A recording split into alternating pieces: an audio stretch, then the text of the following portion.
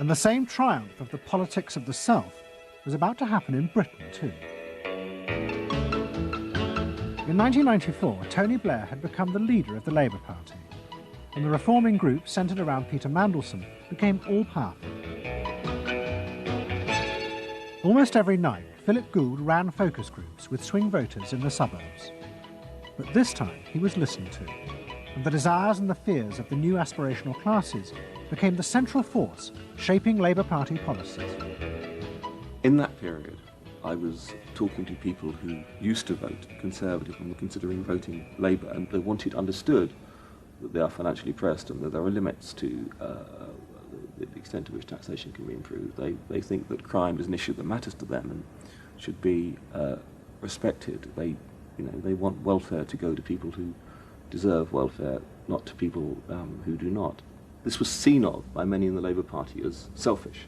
I never saw that it was selfish. I believe that a dad or a mum doing their best for their family isn't selfish. They're just doing their best for their family, and that's what people do. A crackdown on those who make life hell in their local neighbourhoods through noise or disturbance. Law and order is a Labour issue today. Philosophy of campaigning is, let's concentrate on swing voters, let's focus group them to find out what they want and what will appeal to them, and let's just relentlessly push those themes in the election.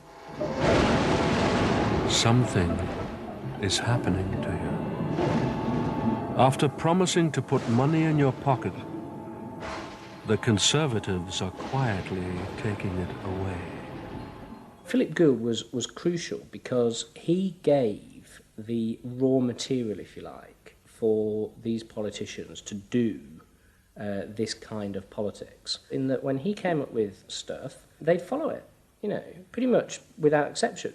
Blair himself would pore over these sort of 12-page memos and say, well, this is what we must do. We want people to earn more, to consume the good things of life. We want people to pay lower taxes. Gordon Brown says a Labour government would hold the main tax rates unchanged. The Labour government will not increase the basic rate of tax. I want to make it clear that I will not increase tax.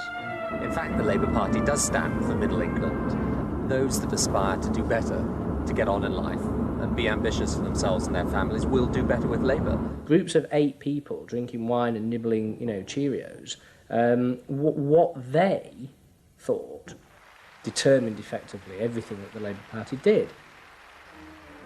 And although those running the campaign liked to portray the new approach as their invention, it was in fact copied from the Americans, even down to the phrases that the American marketeers had tested on their swing voters. Peter Mandelson and his team were in the United States watching what we did and copied almost verbatim our approach in their 1997 campaign. The benefit system should be about giving people a hand up, not just a handout. Mandelson's not a fool if he's anything. He saw something that worked, so why not do it? And I can remember reading their manifesto and saying to myself, they just took it lock, stock, and barrel. On one hand, you're proud, and on another hand, you're bitch. And as in America, Labour was forced to drop policies that would not directly benefit the swing voters, even if it meant sacrificing its fundamental principles. The commitment to public control of industry, which was enshrined as Clause 4 of the party constitution, was dropped. The aim of Clause 4 had been to use the collective power of the people to challenge the unfettered greed of business. But now, Tony Blair was faced with crucial voters who no longer saw themselves as exploited by the free market. They saw themselves as individual consumers who were fulfilled and given identity by what business delivered them. The new Clause 4 promised not to control the free market, but to let it flourish. Business is more powerful than government. It is quicker, it is more creative. Business is the lifeblood of the country. From this come all the benefits that society needs: employment, investment. I think, frankly, there is only one party getting business right, and that's New Labour. What New Labour did suits people who exert power in society not through the political system, or not through the democratic political system. So it suits big business, and it suits entrenched interest, and it suits the status quo. You know, those three things, of course, just off the top of my head, being the things that the Labour Party is supposed to be, you know, a counterforce to.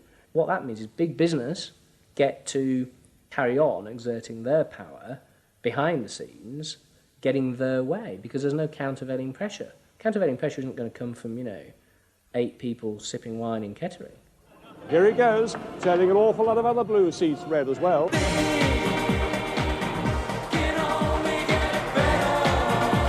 Very happy, very relieved, very exhilarated. But those who masterminded Labour's victory in 1997 saw it as a triumphant vindication of a new form of democracy. By understanding and fulfilling people's inner desires through the focus group, they were giving power to individuals, not treating them as faceless groups who were told by politicians what was good for them. I don't see the focus group as some marketing tool. I see the focus group as a way of hearing what the people have to say. And I see the focus group as a way to a new form of politics.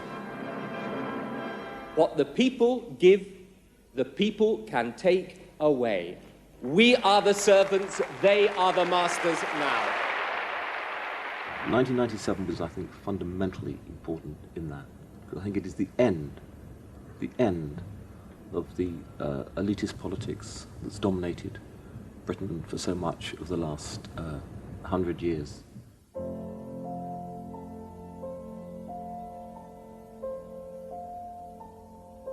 In 1939, Edward Bernays, Sigmund Freud's nephew, created a vision of a future world in which the consumer was king. It was at the World's Fair in New York, and Bernays called it Democracy. It was one of the earliest and most dramatic portrayals of a consumerist democracy, a society in which the needs and desires of individuals were read and fulfilled by business and the free market. The World's Fair created a spectacle in which all of these concerns were met, and they were met by Westinghouse and General Motors and the American Cash Register Company, and company after company presented itself as this sort of centerpiece of a society in which human desire and human want and human anxiety would all be responded to and would all be met purely through the free enterprise system. There was this sort of notion that the free market was something that was not guided by ideologies or by political power. It was something that simply was guided by the people's will. This was the model of democracy that both New Labour and the American Democrats had bought into in order to regain power. They had used techniques developed by business to read the desires of consumers, and they had accepted Bernays' claim that this was a better form of democracy. But in reality, the World's Fair had been an elaborate piece of propaganda designed by Bernays for his clients, the giant American corporations. Privately, Bernays did not believe that true democracy could ever work. He had been profoundly influenced in this by his uncle's theories of human nature. Freud believed that individuals were not driven by rational thought, but by primitive, unconscious desires and feelings. And Bernays believed that this meant it was too dangerous to let the masses ever have control over their own lives. And consumerism was a way of giving people the illusion of control, while allowing a responsible elite to continue managing society.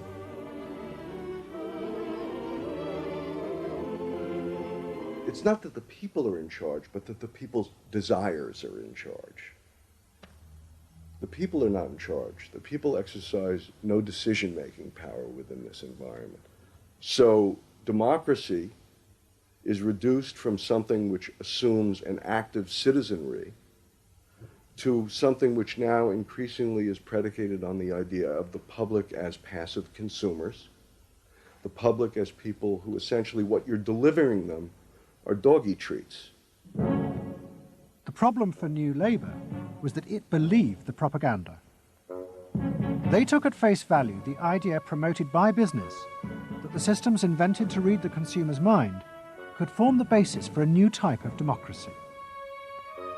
Once in power, New Labour tried to govern through a system that Philip Gould called continuous democracy. But what worked for business in designing products led the Labour government into a bewildering maze of contradictory whims and desires. For much of Labour's first term, the focus groups said that the railways were not a high priority, and Labour's policies faithfully reflected this. But now, those same groups are blaming the government for not having invested more money sooner in the railways. The point about focus group politics is that there isn't one because people are contradictory and irrational, and so you have a problem in terms of deciding what you're going to do if all you do is actually listen to a mass of individual opinions that are forever fluctuating and don't really have any coherence, and crucially are not set in context. So that's why people can say, you know, I want lower taxes and better public services. Of course they do. You know, you say, do you want to pay more taxes to get better public services? People are less sure.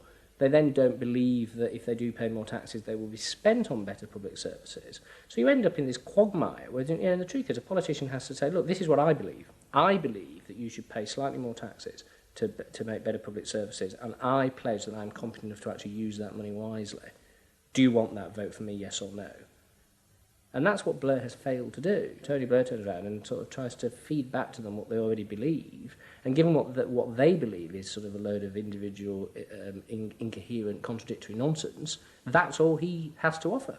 And then he wonders why people don't get him. You know, the answer they don't get him is because they're looking for someone to do something that they can't do themselves, which is actually come up with a coherent political opinion that they might have faith in. New Labour are faced with a dilemma. The system of consumer democracy that they have embraced has trapped them into a series of short-term and often contradictory policies. There are now growing demands that they fulfil a grander vision, that they use the power of government to deal with the problems of growing inequality and the decaying social fabric of the country. But to do this, they will have to appeal to the electorate to think outside their own self-interest. And this would mean challenging the now dominant Freudian view of human beings as selfish, instinct-driven individuals, which is a concept of human beings that has been fostered and encouraged by business because it produces ideal consumers. Although we feel we are free, in reality, we, like the politicians, have become the slaves of our own desires. We have forgotten that we can be more than that there are other sides to human nature. Fundamentally, here we have two different views of human nature and of democracy. You have the view that people are irrational, that they are bundles of unconscious emotion. That comes directly out of Freud. And businesses are very able to respond to that. That's what they have honed their skills doing. That's what marketing is really all about. What are the symbols, the music, the images, the words that will appeal to these unconscious feelings? Politics must be more than that. Politics and leadership are about engaging the public in a rational discussion and deliberation about what is best, and treating people with respect in terms of their rational abilities to debate what is best. If it's not that, if it is Freudian, if it is basically a matter of appealing to the same basic unconscious feelings that business appeals to, then why not let business do it? Business can do it better. Business knows how to do it. Business, after all, is in the business of responding to those feelings.